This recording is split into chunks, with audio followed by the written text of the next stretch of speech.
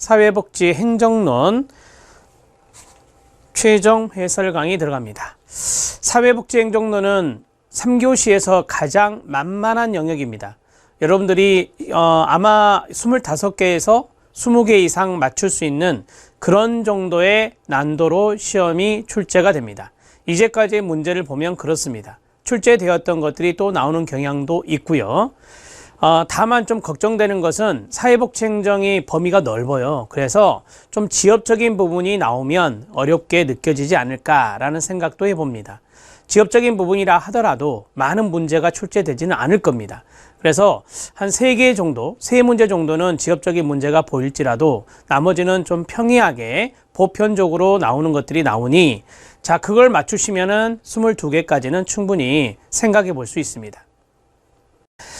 사회복지행정론은 기출문제를 꼭 보시기 바랍니다. 나오는 게 또 나오고 라고 말씀드렸잖아요. 그런 경향이 아주 짙습니다. 그렇기 때문에 사회복지행정과 사회복지법제가 3교시의 전략 영역인데 기출문제의 중요성이 여기에 있어요. 그래서 최근 3년, 좀 더 많이 푼다면 5년 정도의 기출문제를 보시는 것이 도움이 많이 되신다. 이렇게 말씀드리겠습니다. 자, 26번에서부터 38번 문제까지 먼저 13문제를 보겠습니다. 자, 26번 문제는 하젠펠드가 제시한 사회복지 조직의 특성입니다. 우리 시험에 아마 진짜 잘 나오는 것 중에 하나 이렇게 생각이 됩니다. 사회복지 조직의 특성 문제인데요. 첫 번째, 사회복지 서비스 효과를 확실하고 타당하게 측정할 표준 척도가 거의 없다. 네, 맞습니다. 원료가 인간이기 때문에 여기 보면 사회복지 조직의 대상이 인간이기 때문에 목표가 모호하고 애매한 경우가 있거든요. 그래서 효과를 확실하고 타당하게 측정할 척도가 거의 없는 거예요. 그러면 1번과 2번을 제가 바꾸어 볼게요. 틀리게 바꿔 보겠습니다. 목표가 명확하여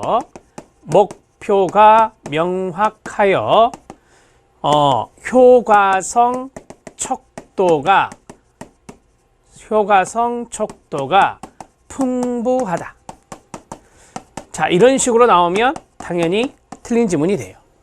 이렇게 정리하시면 돼요. 왜 목표가 모호하고 애매한 경우가 많냐? 주원료가 인간이기 때문에. 그래서 효과를 확실하고 타당하게 측정할 만한 표준 척도가 거의 없다는 것입니다. 2번도 맞습니다. 사회복지 조직에 투입되는 원료가 도덕적 가치를 가진 인간이랍니다. 여기서 힌트는 도덕적 가치입니다.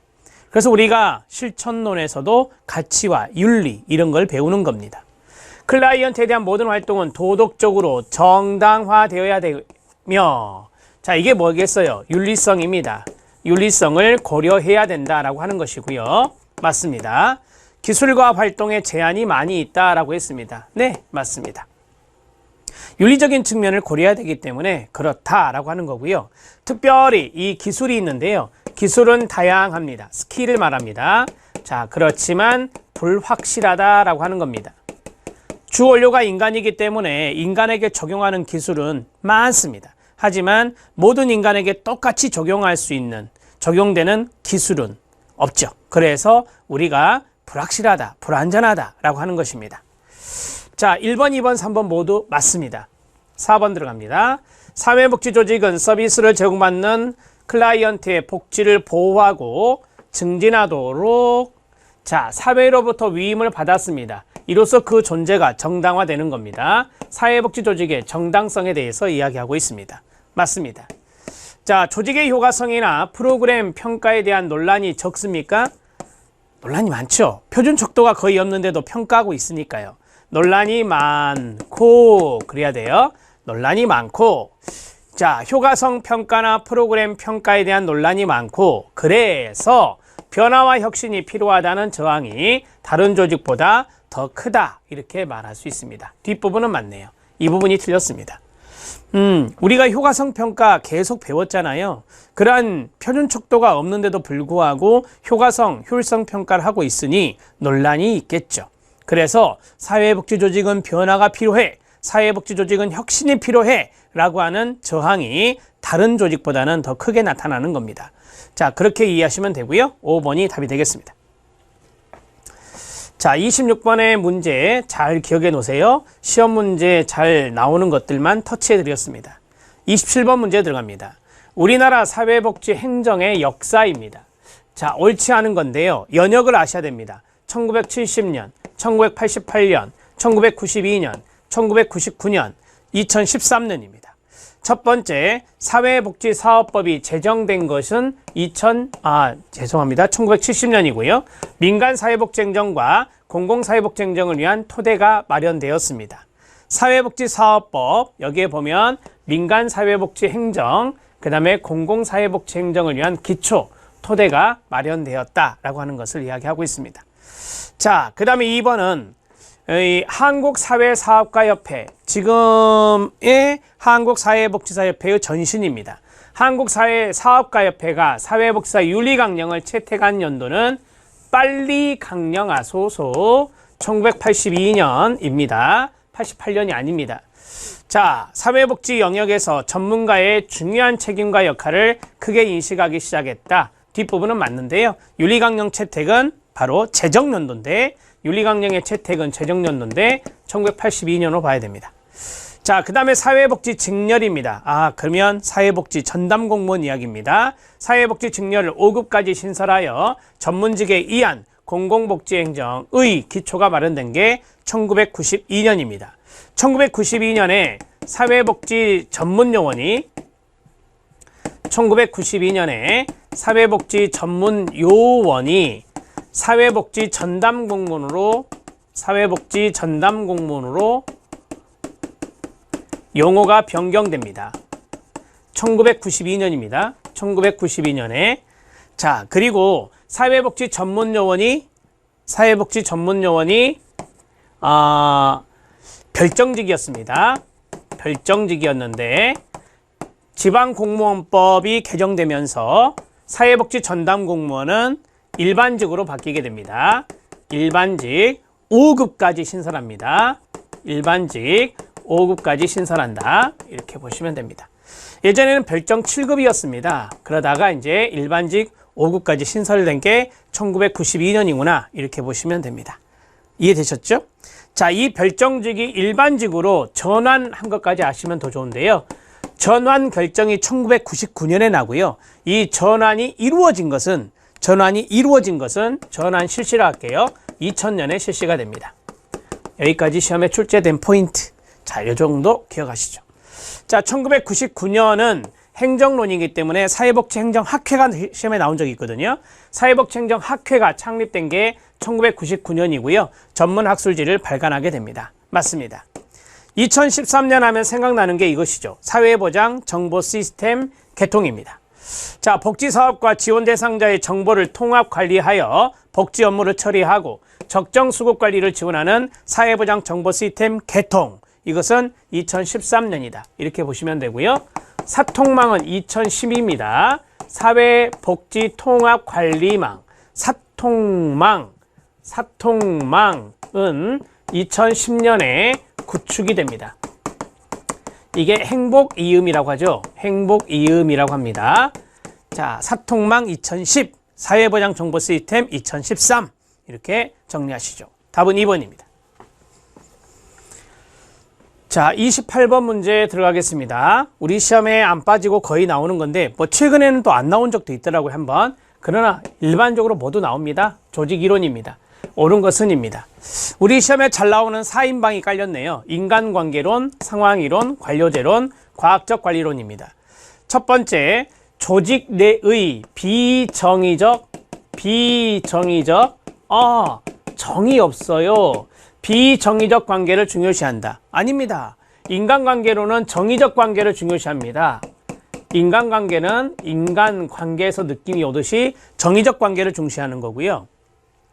그렇다면 여기 있는 비정의적 관계를 중시하는 것들은 뭐냐? 고전이론들이 그래요. 고전이론, 관료제 이론이라든지 과학적 관리론 이런 것들이 여기에 들어갑니다. 고전이론이라고 아시면 돼요. 자, 그 다음에 기억 탈락. 상황이론은 조직 상황에 적응적인 조직 구조 구축을 강조한다라고 했어요. 자, 조직 상황에 적응한다라고 한다고 했잖아요. 그럼 이거는 환경을 고려하는 거예요. 환경을 고려하는 거예요. 조직과 환경 간의 상호작용을 하면서 조직이 적응하기 위한 조직 구조를 구축하는 것인데, 그래서 우리가 이걸 개방체계적 관점이라 합니다. 상황이론은 개방체계적 관점이다. 환경을 고려하는 이 지문 맞습니다. 조직 상황의 적응, 이 적응이라는 단어가 중요한 단어가 될 거예요. 자, 그 다음에 관료제로는 사회 구성원의 심리 사회적 욕구를 중요시한다. 관료제가 그렇지 않죠. 인간관계론이 그렇습니다. 인간관계론이 바로 사회 구성원의 심리 사회적 욕구를 중요시하는 겁니다. 과학적 관리론, 테일러의 과학적 관리론은 개인들의 과업을 수행하는 데 중요한 단어 이거죠. 중요한 단어 이거죠. 시간과 동작 연구에 초점을 둔다. 이게 바로 과학적 관리론입니다. 기업체에서 많이 적용하고 있는 겁니다. 니은과 리을이 맞네요. 답은 3번입니다. 여기에서 한 가지 더, 환경을 고려하지 않는 것을 우리가 폐쇄체계적 관점이라 하거든요. 환경을 고려하지 않는 것이 폐쇄체계적 관점인데, 자, 폐쇄체계적 관점에 해당되는 것 세 가지만 써보면, 첫 번째가 저기 있는 관료제론입니다. 두 번째가 과학적 관리론입니다. 세 번째가 인간관계론입니다. 이런 것들도 가장 기본적으로 출제가 됐어요. 자, 앞에 있는 이 두 가지를 우리가 앞에서 저기 고전이론이라겠죠? 이게 고전이론입니다. 고전이론. 자, 이것을 우리가 신고전이론이라 하고요. 이렇게 구분하시면 되겠습니다. 자, 되셨습니다. 답은 3번입니다. 29번 문제 들어갑니다. 행렬 조직의 문제입니다. 행렬 조직은 매트릭스 조직이라 합니다. 옳은 것은입니다. 행렬 조직은 우리가 이제 수평 조직이 있고, 이렇게 수직 조직이 있습니다.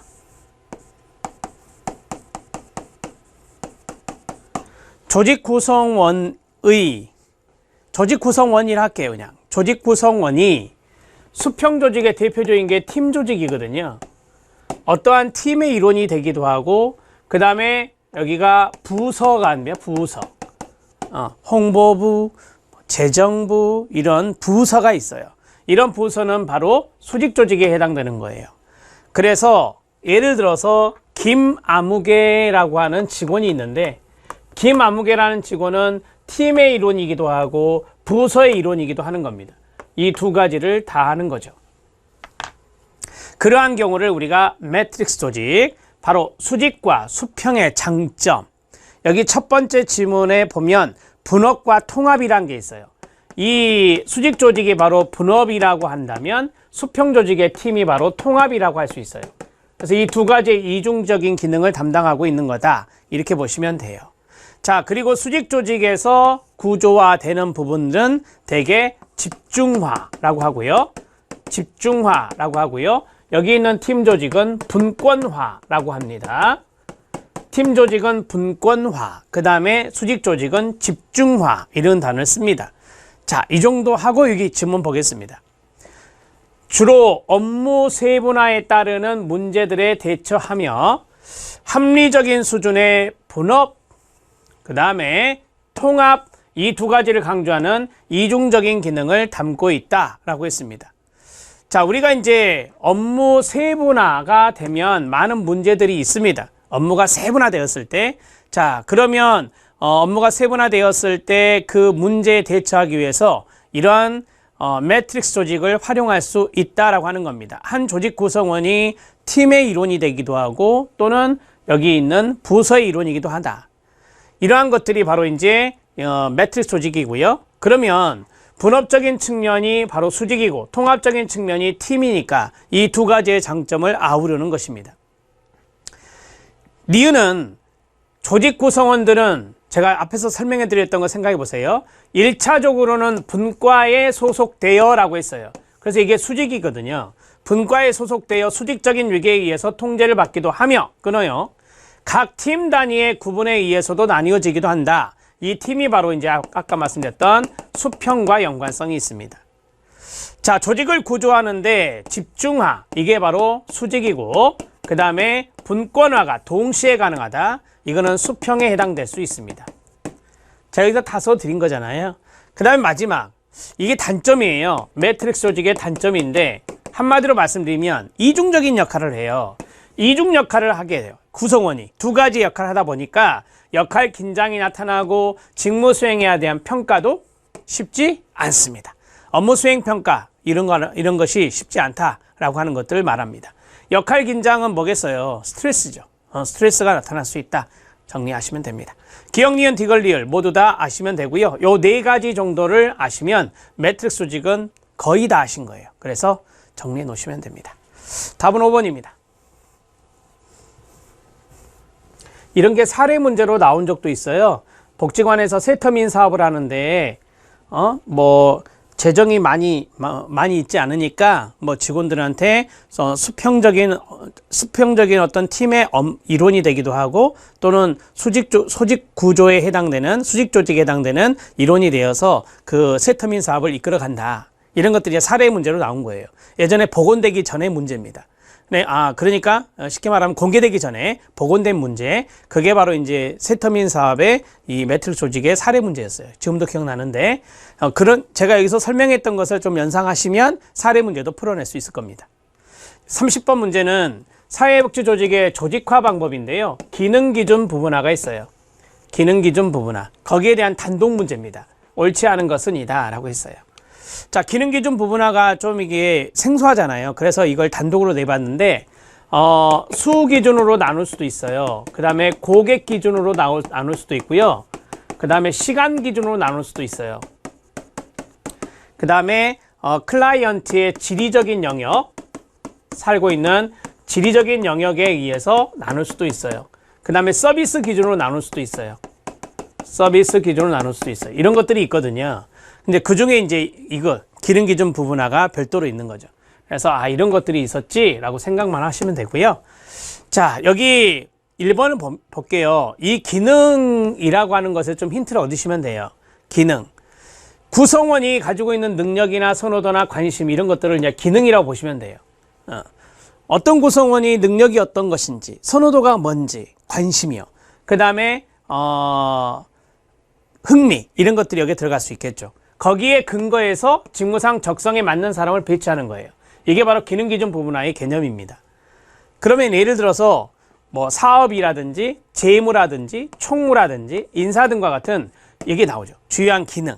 이런 것이 이제 나는 재무에 관심이 있어. 나는 인사에 관심이 있어. 나는 거기에 능력이 탁월해. 이제까지 경력이 거기에 많거든. 그러면 그 사람을 거기에 배치하는 게 맞겠죠. 주요한 기능에 따라 동질적인 업무를 묶어서 조직하는 겁니다. 맞습니다. 자신이 속한 업무 단위에만 집중하는 것보다 조직의 목표에 더욱 집중한다. 그렇지 않아요. 이게 문제점이 뭐냐면 이거예요. 자신이 속한 여기 이제 자기가 관심이 있는 능력이 있는 선호도가 있는 거기에만 초점을 두기 때문에 자신이 속한 업무 단위에만 집중하는 그러한 문제점이 발생하는 거예요. 그러한 문제점이 있다라고 해야 돼요. 이것보다 조직의 목표에 더욱 집중한다가 아니라 이해됐죠? 조직 차원에서 조금 이게 잘못 컨트롤되면 문제가 될 수 있는 거죠. 자, 여기에서 5번을 봐보세요. 4번을 봐보세요. 업무 단위 간의 협조가 안 돼요. 잘. 왜? 자기 것만 알아. 그 다음에 업무 단위 위주의 편협된 생각을 해요. 업무 단위 위주의 내 업무는 재무 업무니까 재무만. 내 업무는 예를 들어서 복지관이라 한다면 예를 들어서 사례관리, 홍보 여러 가지 나눠져 있잖아요. 그래서 그 업무 단위 위주의 편협된 생각을 할 수 있다. 이게 이제 또 문제점이라고 말씀드렸죠. 이런 문제점이 있어요. 그러니까 3번 지문이 잘못된 거죠. 자, 5번 지문은 모금이라든지 홍보라든지 기획이라든지 프로그램 개발. 이게 이제 사회복지 조직에서 이렇게 배치될 수 있는 거예요. 나는 모금에 관심이 있어. 나는 홍보에 관심이 있어. 나는 기획, 나는 프로그램 개발. 같은 의미로 보셔도 되는데, 자, 이러한 부분들이 바로 이제 사회복지 조직에서의 기능 기준 부분화로 나누어질 수 있는 것이다. 이렇게 보시면 됩니다. 자, 기능 기준 부분화 나오면 요거 잘 기억하시면서 문제 푸시면 돼요. 답은 3번입니다. 31번 문제 들어갑니다.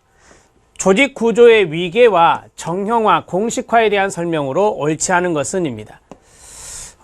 우리가 이제 위계적인 부분, 정형화적인 부분이 있는데 쉽게 말씀드리면 조직 구조의 위계를 강조하는 것이 관료제거든요. 위계를 강조하는 것이 관료제예요. 그러면 이 관료제와 연관성이 있는 것이 아까 말씀드렸던 정형화예요. 관료제는 정형화가 증가해요. 공식화가 증가해요. 관료제 같은 경우. 그래서 위계를 강조하면 이렇게 된다. 또 관료제는 피라미드형의 구조죠. 그래서 여기에 나온 단어 중에 집권화라는 단어가 있어요. 집권화. 집권화 정도가 높아진다. 이렇게 보시면 되겠습니다. 요거 하나 팁으로 말씀을 드렸고요. 자, 집권화와 분권화가 나오는데요. 집권화, 분권화는 의사결정이 분산되느냐 집중되느냐 그거예요. 그래서 이 의사결정 권한이 소수에 편중된다. 되게 피라미드의 이쪽에 편중되겠죠. 그래서 집권화 맞아요. 자, 분권화는 의사결정을 분산시켜 주는 거예요. 의사결정 권한을. 그래서 관료 조직보다는 전문가 조직에 더 유리한 거죠. 이해되시죠? 전문가 조직이, 전문가들이 다 각자 의사결정 권한을 행사하는 거니까. 자, 분권화 될수록 조정에 따른 비용이 적게 든다? 아니요. 많이 들어요. 많이 들어요. 자, 쉽게 말씀드리면 집권화 같은 경우는 의사결정 권한이 위에 소수에게 한정돼 있으니까 조정을 할 리가 별로 없어요. 그냥 위에 있는 의사결정권자가 그냥 결정하면 끝나는 거예요. 그래서 조정에 되는 비용이 적게 드는 게 뭐겠어요? 네, 집권화예요. 집권화. 하지만 많은 전문가 조직이 있잖아요. 많은 전문가들이 있기 때문에 서로 이런 의견을 조정하는 데 따른 비용이 많이 드는 것이 분권화입니다. 그래서 분권화 될수록 조정에 따른 비용이 많이 든다라고 보시면 돼요. 정형화가 나왔어요. 정형화는 이 규격화와 연관성이 있거든요. 그래서 조직 내 업무 처리 과정을 공식화, 규격화하는 것이 바로 정형화라고 보시면 됩니다. 그래서 이 업무 처리 과정이 수직적 상위 하달 들어보셨죠? 이거 수직적 상위 하달, 수직적 상위 하달. 그림으로 이거잖아요. 이런 식으로 정형화돼 있어요. 규격화돼 있다라고 하는 겁니다. 맞습니다. 자, 그 다음에 집권화, 정형화는 저기 있잖아요.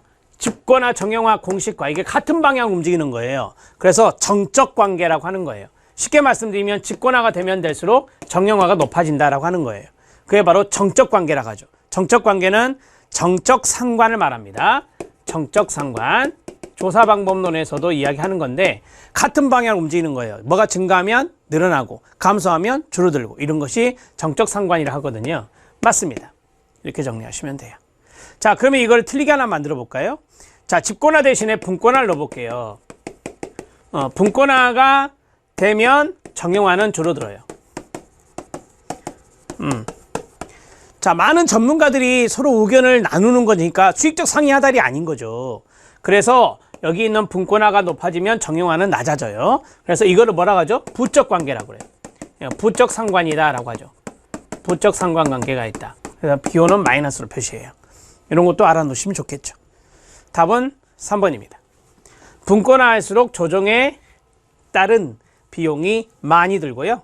조정에 따른 비용이 적게 드는 것은 집권화입니다.